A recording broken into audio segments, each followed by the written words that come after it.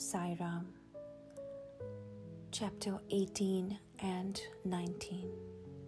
In this chapter, we learn about how Hemadpant was accepted and blessed, stories of Mr. Sathe and Mrs. Deshmukh, encouraging good thoughts to fruition, variety in Upadesh, teachings regarding slander and remuneration for labor. In the last two chapters, Hemadpant described how a rich gentleman aspired for quick Brahmagyan was treated by Baba, and now in these two chapters he describes how Hemadpant himself was accepted and blessed by Baba.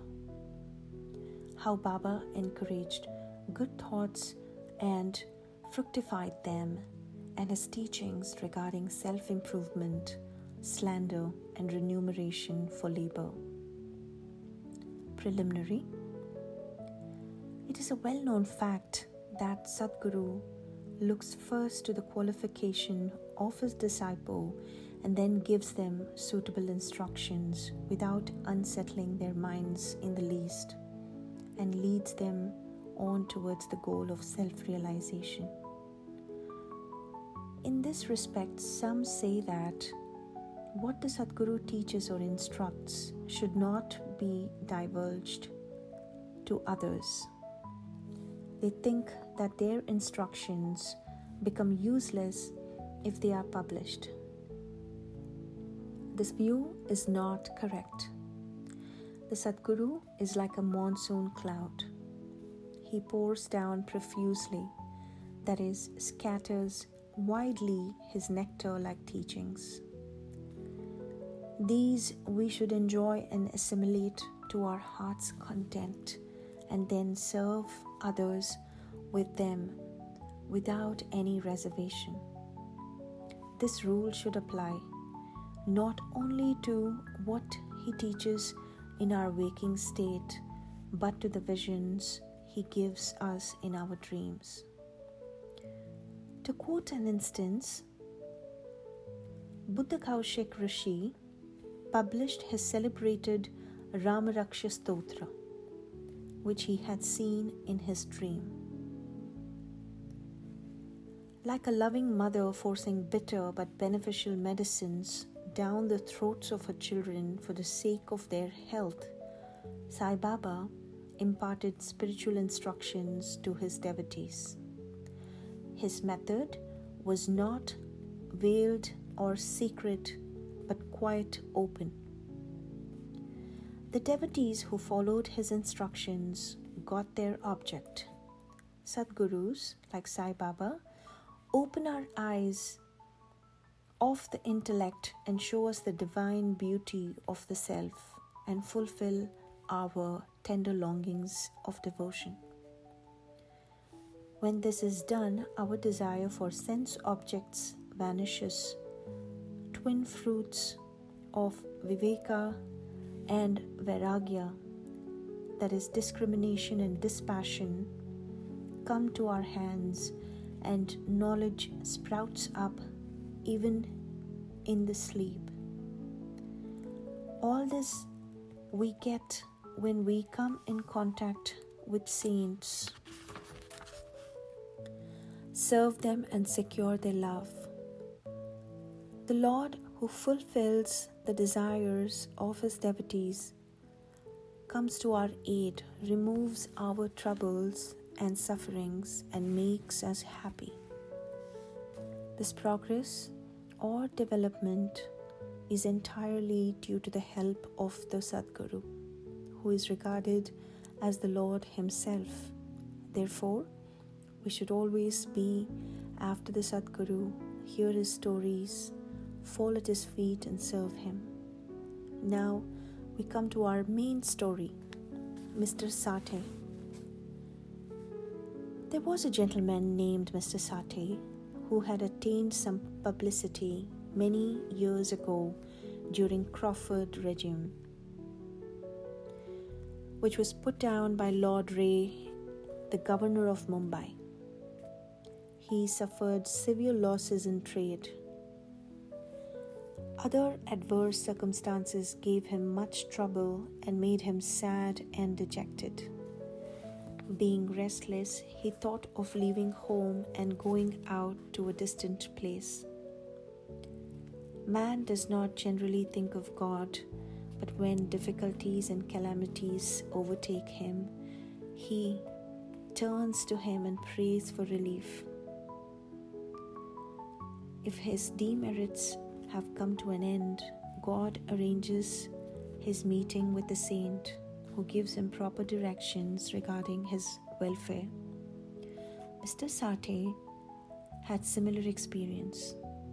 His friends advised him to go to Shirdi, where so many people were flocking to get Sai Baba's darshan, for getting peace of mind and the satisfaction of their wants. He liked the idea and at once came to Shirdi in 1917. Seeing Baba's form, which was like eternal Brahma, self-luminous, peerless, and pure, his mind lost his restlessness and became calm and composed. He thought that it was the accumulation of merits in his former births that brought him to the holy feet of Baba. He was a man of strong will. He at once started to make a Parayan of Guru Charitra. When the reading was finished in a Saptah, which is 7 days, Baba gave him a vision that night. It was to this effect. Baba, with Guru Charitra in his hands, was explaining its contents to Mr. Sathe, who was sitting in front and listening carefully. When he woke up, he remembered the dream and felt very happy. He thought that it was extremely kind of Baba, who awakens souls like his that are snoring in ignorance and makes them taste the nectar of Guru Charitra. Next day, he informed Kaka Sahib Dikshit of this vision and requested him to consult Sai Baba regarding its meaning or significance, whether one saptah, that is 1 week's reading, was sufficient or whether he should begin again. Kaka Sahib Dikshit, when got a suitable opportunity, asked Baba, "Deva, what do you suggest to Mr. Sathe by this vision? Whether he should stop or continue the saptah? He is a simple devotee. His desire should be fulfilled." Then Baba replied, he should make 1 more saptah of the book. If the work be studied carefully, the devotee will become pure and will be benefited. The Lord will be pleased and will rescue him from the bondage of the mundane existence. At this time, Hemadpant was present there. He was shampooing Baba's legs. When he heard Baba's word, he thought in his mind, "What? Mr. Sathe read for a week only and got a reward, and I am reading it for 40 years with no result. His 7 days stay here becomes fruitful, while my 7-year stay from 1910 to 1917 goes for nothing. Like a chatak bird, I am ever waiting for the merciful cloud, Baba, to pour its nectar on me and bless me with his instruction." No sooner did this thought cross his mind, Baba knew then and there. It was the experience of the bhaktas that Baba understood all their thoughts and that he suppressed the evil thoughts and encouraged the good ones. Reading Hemadpant's mind, Baba at once asked him to get up and go to Shama. Get from him rupees 15 as dakshina, sit and chit-chat with him for a while and then return. Mercy dawned in Baba's mind, and so he issued this order. and who could disobey Baba's order?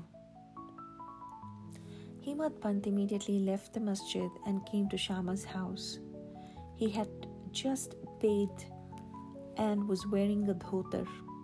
He came out and asked Hemadpant, "How is it that you are here now? It seems that you have come from the masjid. Why do you look restless and dejected? Why are you alone? Please sit and rest while I shall do my worship and return. In the meanwhile, you please take pan bida, the leaves, then the betel nuts, etc. Let us then have a pleasant chat." After saying this, he went inside and Hemadpant sat alone in the veranda. He saw in the window a well-known Marathi book named Nath Bhagwat. This is a commentary by Saint Eknath on the 11th skanda of the bigger Sanskrit work, the Bhagavad. At the suggestion or recommendation of Sai Baba, Messrs. Babu Sahib Jog and Kaka Sahib Dikshit read Bhagavad Gita daily, with its Marathi commentary named Bhavartha Deepika or Dhyaneshwari, a dialogue between Krishna and his friend devotee Arjun, and Nath Bhagwat is the dialogue between Krishna and his servant devotee Uddhav. And also Eknath's other big work, that is Bhavarth Ramayana. When devotees come to Baba and asked him certain questions, he sometimes answered them in part and asked them to go and listen to the readings of the above mentioned works, which are the main treatises of Bhagavad Dharma. When the devotees went and listened, they got full and satisfactory replies to their questions. Hemadpant also used to read daily some portions of Nath Bhagwat. That day, he did not complete the daily portion of his reading, but had left it unfinished in order to accompany certain devotees who were going to the masjid. When he took up the book from Shama's window and casually opened it, he found to his surprise that the unfinished portion opened up. He thought that Baba sent him very kindly to Shama's house for enabling him to complete his daily reading. So he went through the unfinished portion and completed it. As soon as this was over, Shama, after doing his worship, came out and the following conversation took place between them.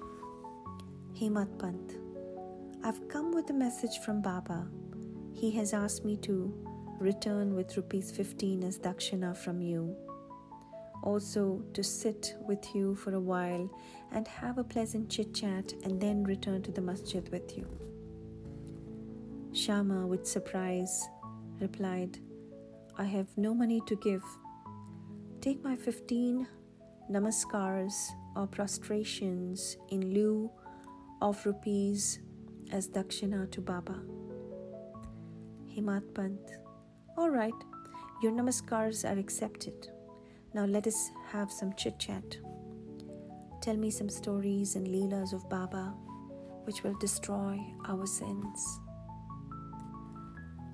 Shama, then sit here for a while. Wonderful is the leela of this God. Baba, you know it already. I am a village rustic while you are an enlightened citizen. You have seen some more leelas since your coming over here. How should I describe them before you? Well, take these leaves, betel nut and tuna, and have the pan bida while I go and dress myself and come out. In a few minutes, Shama came out and sat talking with Hemadpant. He said, "The Leela of this god is inscrutable. There is no end to his Leelas. Who can see them? He plays or sports with his Leelas, still he is beyond them, unaffected. What do we rustics know? Why does not Baba himself tell stories? Why does he send learned men like you to fools like me? His ways are inconceivable. I can only say that they are not human." With this preface, Shama added, "I now remember a story which I shall relate to you. I know it personally. As a devotee is resolute and determined, so is Baba's immediate response. Sometimes Baba puts the devotees to severe test and then gives them Upadesh or instructions. As soon as Hemadpant heard the word Upadesh, as if a flash of lightning crossed through his mind, he at once remembered the story of Mr. Sathe's Guru Charitra reading and thought that Baba might have sent him to Shama in order to give peace to his restless mind. However, he curbed his feelings and began to listen to Shama's stories. They all showed how kind and affectionate Baba was to his devotees. Hemadpant began to feel joy on hearing all these. Then Shama began to tell the following story. The story is about Mrs. Radhabhai Deshmukh. There was an old woman by name Radhabhai. She was the mother of one Kashaba Deshmukh. Hearing Baba's fame, she came to Shirdi with the people of Sangamner. She took Baba's darshan and was much satisfied. She loved Baba intimately and resolved in her mind that she should accept Baba as her guru and take some Upadesh from him.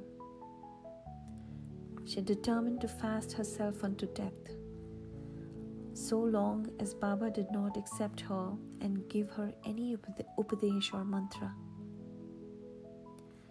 She stayed in her lodging and stopped taking any food or water for 3 days. I was frightened by this ordeal of the old woman and interceded with Baba on her behalf. I said, "Deva, what is this you have started? You draw so many people here. You know that old lady. She is very obstinate and depends on you. She has resolved to fast unto death if you don't accept and instruct her. If anything worse happens, people will blame you and say that Baba did not instruct her, and in its consequence, she met her death. So take some mercy on her, bless her and instruct her." On seeing her determination, Baba sent for her and made her change her mind by addressing as follows. "O Mother, why do you have to subject yourself to unnecessary tortures? You are my mother and I am your child.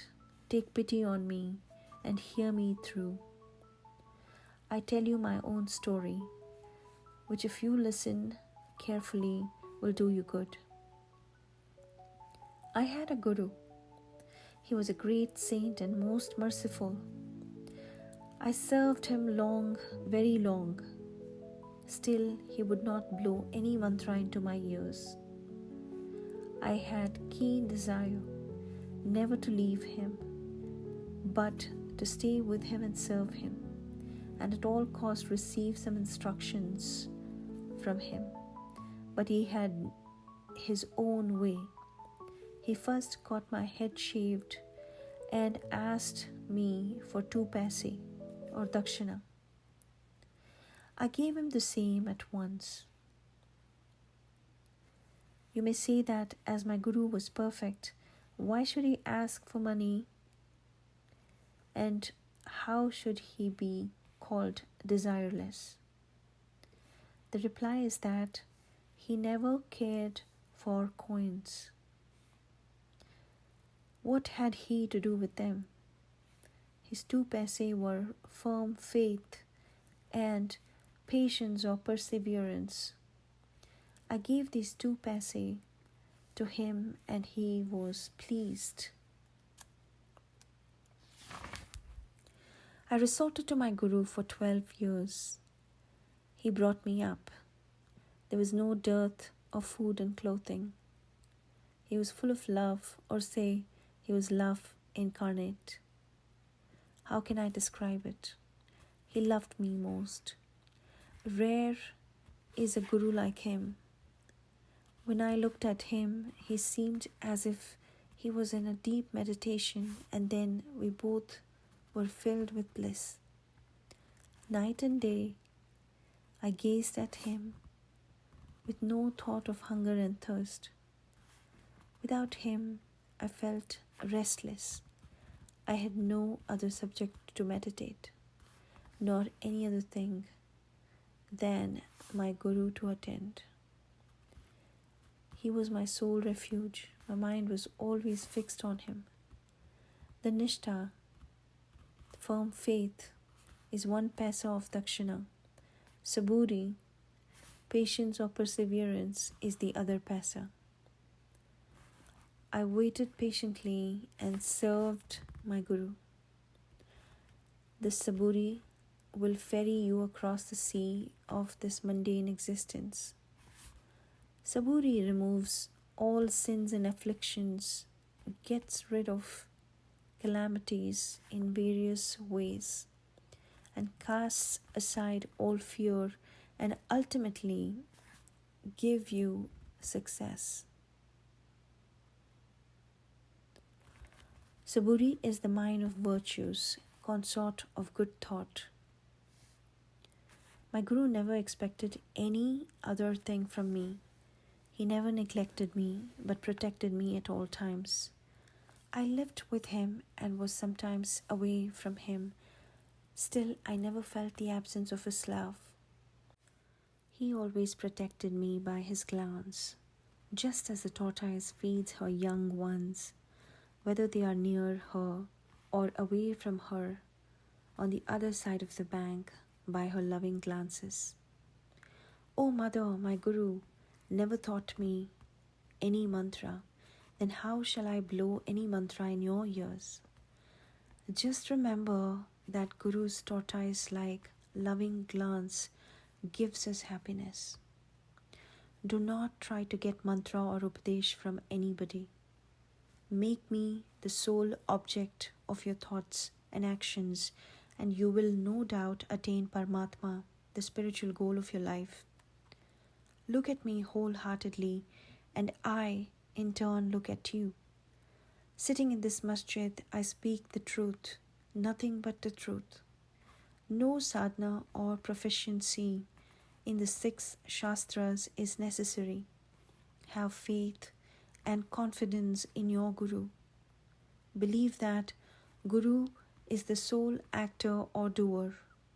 Blessed is he who knows the greatness of his Guru and thinks him to be Hari, Hara and Brahma, Trimurti incarnate. Instructed in this way, the old lady was convinced. She bowed to Sai and gave up her fast.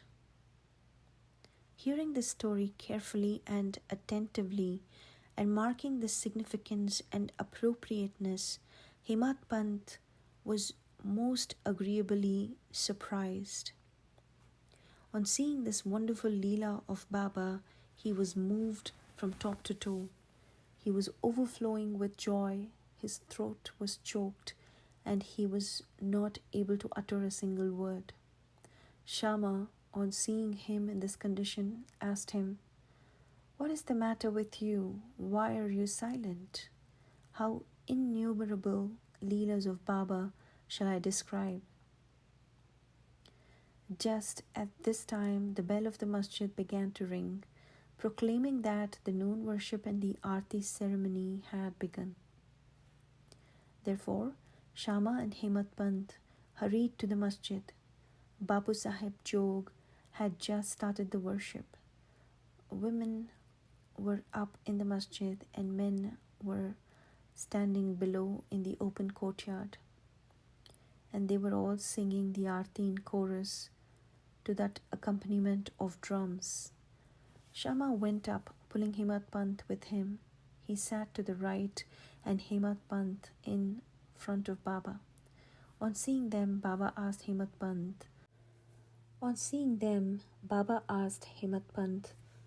to give the dakshina brought from Shama. He replied that Shama gave namaskars in lieu of rupees and that he was there in person. Baba said, "All right, now let me know whether you both had a chit-chat, and if so, tell me all that you talked about."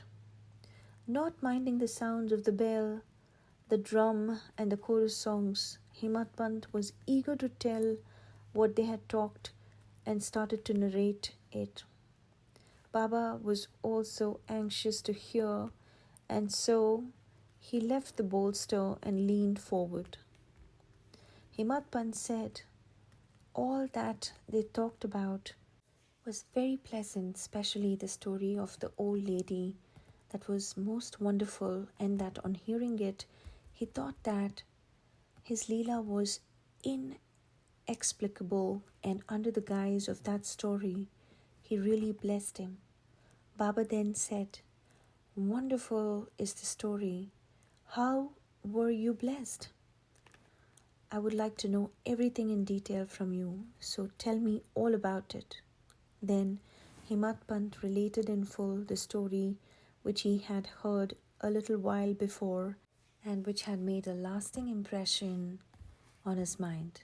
Hearing this, Baba was much pleased and asked him, "Did the story strike you and did you catch its significance?" He replied, "Yes, Baba, the restlessness of my mind has vanished and I got true peace and rest and come to know the true path." Then Baba spoke as follows, "My method is quite unique. Remember well this one story and it will be very useful to get the knowledge of the self. Dhyan or meditation is necessary. If you practice it continuously, the vrittis or the subtle thoughts will be pacified. Being quite desireless, you should meditate on God, who is in all the creatures, and then the mind is concentrated. The goal will be achieved. Meditate always on my formless nature, which is knowledge incarnate, consciousness and bliss. If you cannot do that, meditate on my form from top to toe, as you see here night and day. As you go on doing this, your vrittis will be single-pointed, and the distinction between the dhyata or the meditator and dhyana, the act of meditation, dhyaya, thing meditated upon, will be lost, and the meditator will be one with the consciousness and be merged in the Brahma. The mother tortoise is on one bank of the river and her young ones are on the other side. She gives neither milk nor warmth to them. Her mere loving glances give them nutrition. The young ones do nothing but remember, meditate upon their mother. The tortoise glance is to the young ones the only source of sustenance and happiness. Similar is the relation between the Guru and the disciples. When Baba uttered these words, The chorus of the Aarti songs was over, and all cried out loudly in unison, "Victory be to our Sadguru Sai Maharaj, who is pure consciousness, knowledge and bliss." Dear readers, let us imagine that we are at this time standing amongst the crowd in the masjid, and let us join them in this Jai Jaikar. Shri Satchidananda Sadguru Sainath Maharaj Ki Jai. After the Aarti ceremony was over, Prasad was distributed. Babu Sahib Jog came forward as usual, and after saluting Baba, gave into his palm a handful of sugar candy. Baba pushed all this into the hands of Hemadpant and said to him, "If you take this story to heart and remember it well, your state will be sweet as the sugar candy. All your desires will be fulfilled and you will be happy." Hemadpant bowed down to Baba and implored, "Do favor me like this, bless and protect me always." Baba replied, "Hear this story, meditate on it, and assimilate its spirit. Then you will always remember and meditate on the Lord, who will manifest himself to you." Dear readers, Hemadpant got prasad of sugar candy, and we now got the prasad of sugar candy or nectar of the story. Let us drink it to our heart's content, meditate on it and assimilate it, and be strong and happy by Baba's grace. Amen. Towards the end of the 19th chapter, Hemadpant had dealt with some other matters, which are given below. Baba's advice regarding our behavior. The following words of Baba are of general welfare and invaluable. If they are kept in mind and acted upon, they will always do you good. Unless there is some relationship or connection, nobody goes anywhere. If any men or creatures come to you, do not discourteously drive them away, but receive them well and treat them with due respect. Shri Hari, God, will be certainly pleased. If you give water to the thirsty, bread to the hungry, clothes to the naked, and your veranda to strangers for resting. If anybody wants any money from you and you're not inclined to give, do not give, but do not bark at him like a dog. Let anyone speak hundreds of things against you, do not resent by giving any bitter reply. If you tolerate such things, you will certainly be happy. Let the world go topsy-turvy. You remain where you are. Standing in your own place, look on calmly at the show of all things passing before you.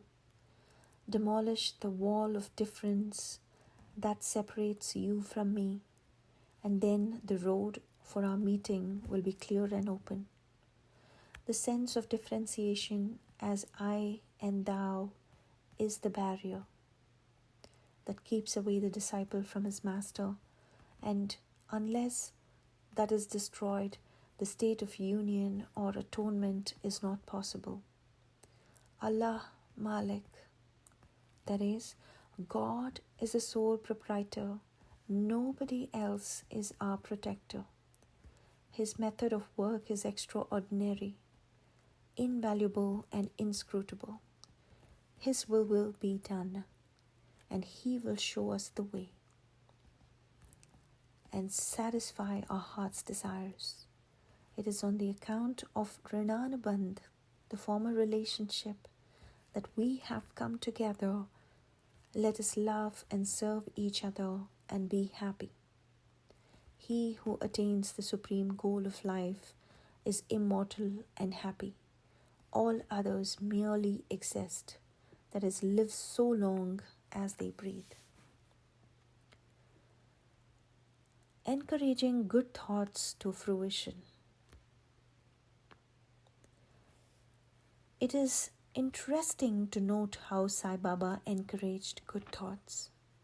You have to surrender yourself completely to him with love and devotion, and then you will see how he helps you throughout.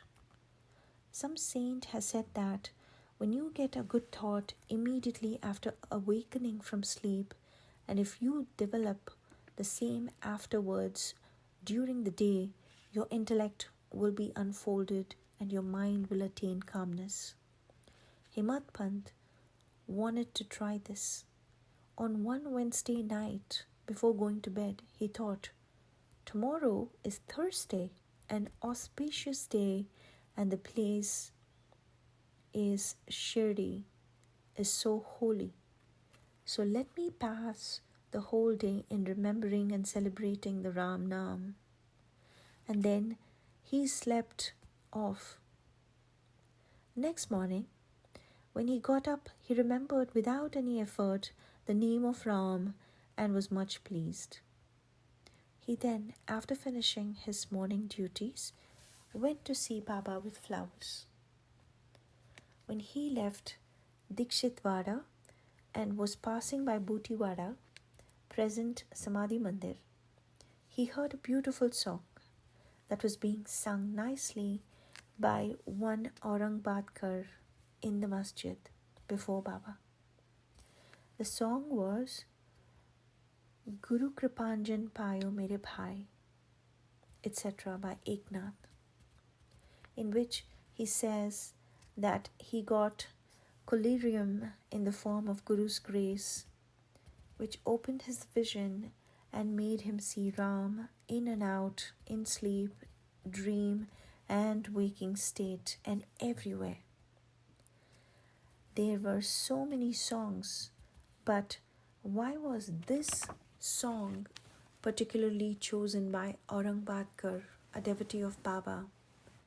Is this not a curious coincidence arranged by Baba to amplify the determination of Hemadpant to sing unceasingly Ram Nam during the day? All saints agree and lay stress upon the efficacy of uttering Ram Nam in fulfilling the ambitions of the bhaktas and in protecting and saving them from all calamities. Variety in Upadesh, the slanderer condemned. Sai Baba required no special place nor any special time for giving instructions. Whenever any occasion demanded, he gave them freely. Once it so happened that a bhakta of Baba reviled someone behind his back before other people. On leaving aside merits, he dwelt on the faults of his brother and spoke so sarcastically that the hearers were disgusted. Generally, we see that people have a tendency to scandalize others unnecessarily, and this brings an ill feeling. Saints see scandal in another light. They say that there are various ways of cleansing or removing dirt. They are by means of water and soap, etc. But a scandal monger has got a way of his own. He removes the dirt of others by his tongue. So in this way, he obliges the person whom he reviles, and for this he is to be thanked. Sai Baba had his own method of correcting the scandal monger. He knew by his omniscience what the slanderer had done, and when he met him at noon near the Lendi, Baba pointed out to him a pig that was eating filth near the fence and said to him, "Behold, how with what relish it is gulping filth." Your conduct is similar. You go on reviling your own brethren to your heart's content. After performing many deeds of merit, you are born as a human. And if you act like this, how can Shirdi help you in any way? Needless to say that Bhakta took the lesson to his heart and went away. In this way, Baba went on giving instructions whenever necessary. If these are born in our minds and acted upon, the spiritual goal is not far off. There is a proverb which says, "If there be my Lord Hari, he will feed me on my cot." This proverb is only true in respect of food and clothing, but if anyone believing this sits idle and does nothing in spiritual matters, he will be ruined. One has to exert himself to his utmost for attaining self-realization. The more he endeavors, the better for him.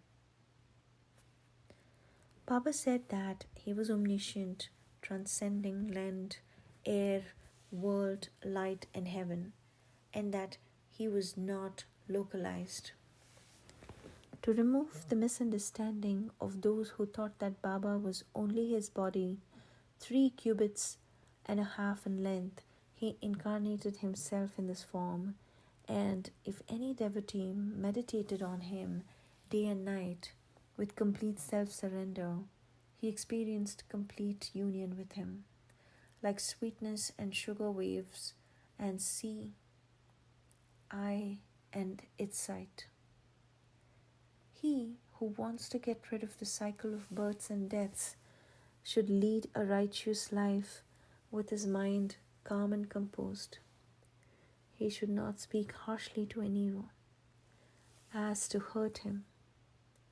He should always engage himself in good actions, should do his duties and surrender himself, heart and soul, to him. He need not then be afraid of anything. He who trusts him entirely hears and expounds his leelas and does not think of anything else is sure to attain self-realization. Baba asked many to remember his name and to surrender to him, but to those who wanted to know who they were, "Who am I?" he advised Shravan and Manan, study and contemplation. To some he advised remembering God's name, to others hearing his leelas, to some worship of his feet, to others reading and studying Adhyatma Ramayana, Dhyaneshwari, and other sacred scriptures. Some he made sit near his feet, some he sent to Kandoba's temple, and some he advised the repetition of 1,000 names of Vishnu, and some the study of Chandogya, Upanishad, and Gita. There was neither any limit nor any restrictions to his instructions. He gave in person or by visions and dreams. To someone addicted to drink, he appeared in his dream, sat on his chest, pressed it, and left him after he gave him a promise not to touch the liquor anymore. To some he explained some mantras like Guru Brahma in his dreams. To some devotee who was practicing Hatha Yoga, he sent word that he should leave off Hatha Yoga practices, sit quiet and wait. It is impossible to describe all his ways and methods in ordinary worldly dealings. He set examples by his actions, one which is given below. Remuneration for labor. One day at noon, Baba came near Radhakrishna Mai's house and said, "Bring me a ladder." Some men brought it and set it against the wall of a house as directed by Baba. He climbed up on the roof of Vaman Gondkar's house, passed over the roof of Radhakrishna Mai's house, and then got down from the other corner. What object Baba had, none could know. Radhakrishna Mai was at that time shivering with malaria. It may be to drive off the fever that he may have gone up there. Immediately after getting down, Baba paid 2 rupees to the persons who brought the ladder. Somebody asked Baba why he paid so much for this. He replied that nobody should take the labor of others in vain. The worker should be paid his dues promptly and liberally. If the principle taught by Baba be followed, that is, if the remuneration for labor be paid promptly and satisfactorily, the laborers will turn out better, and both the laborers and their employers will be profited, and there will be no room for lockouts and strikes, no ill feeling between labor and capital. Bow to Sri Sai, peace be to all.